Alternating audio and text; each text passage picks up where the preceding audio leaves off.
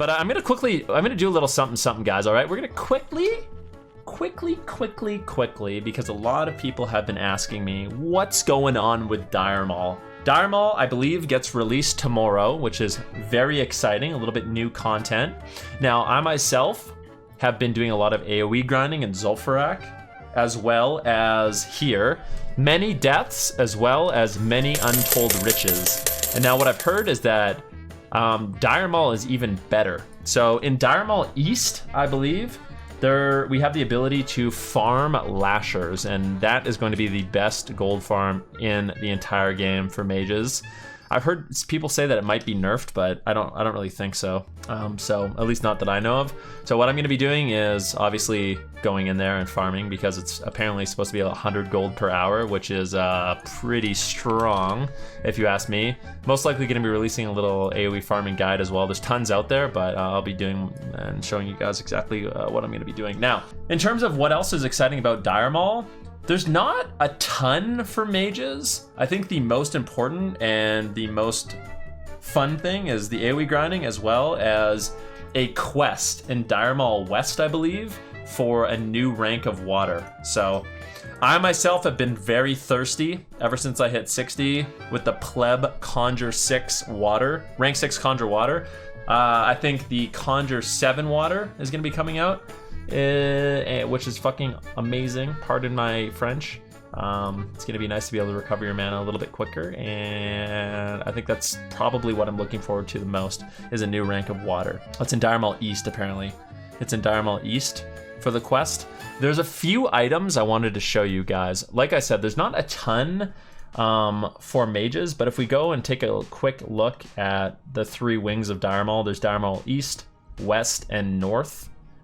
In the East wing, I'm pretty sure the only thing that we're going to be looking for is from HYDROSPAWN, and it is the Tempest Talisman. Now, this isn't really great, I'm going to be honest with you. This is an okay neck. For Frost, it kind of sucks. So, to be honest with you, this neck sucks. Starved Mystaria is better, but if you end up getting it, it's decent. In general, I don't think like going out and killing any of the bosses in Dire MAUL East really is that fruitful for us mages.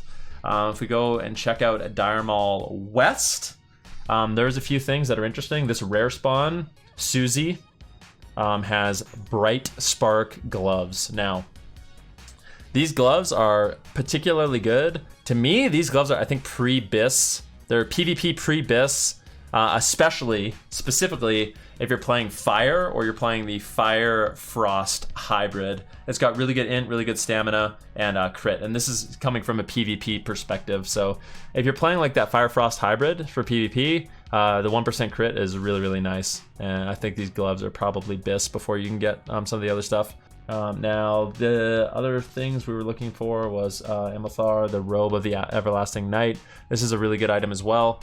I don't think it's as good for PvE as some of the items, and it might not even be as good as Necropile. But if you're looking to boost up your damage and you don't really want to use the Necropile set for whatever reason, maybe you have some good off pieces from Molten Core. I think the Robe of the Everlasting Night is super good. It's got lots of int, lots of stam, a little spirit, and then of course really good plus damage. So overall, probably worse than the Robe of the Archmage. But if you're breaking the Necropile set, you could pick up this robe. So it's something to look out for.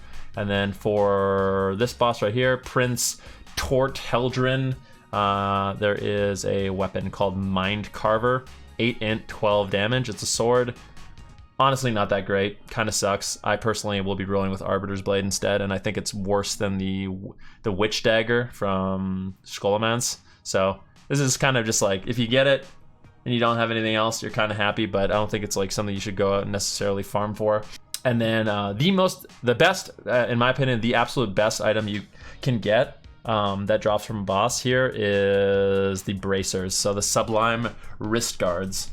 The Sublime Wrist Guards are super good. They have 12 plus damage, 10 int, and 6 stamina.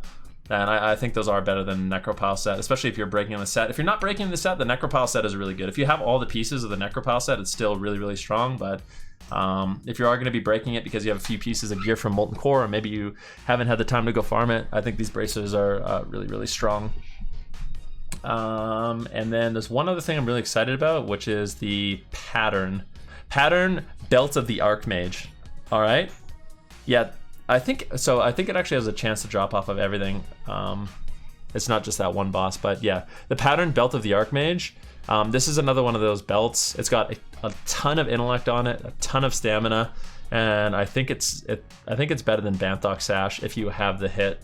Banthok Sash still has really high value because obviously hit is really, really important, but if you don't need the hit and you want to go into elemental precision, then I think this belt is really, really strong, especially if you're playing the fire, or you're playing the Frostfire hybrid build. And other than that, I think that's about all we're really looking forward to from Dire Maul. I don't know, I think it's going to be fun to go and check it out. I think it's going to be nice to have a spot to AoE grind, new water, and a few pieces of gear, but nothing super amazing in particular for us there in terms of items. The bracers, the belt are basically the main two things, and other than that, it's just a way for us to farm a ton of gold.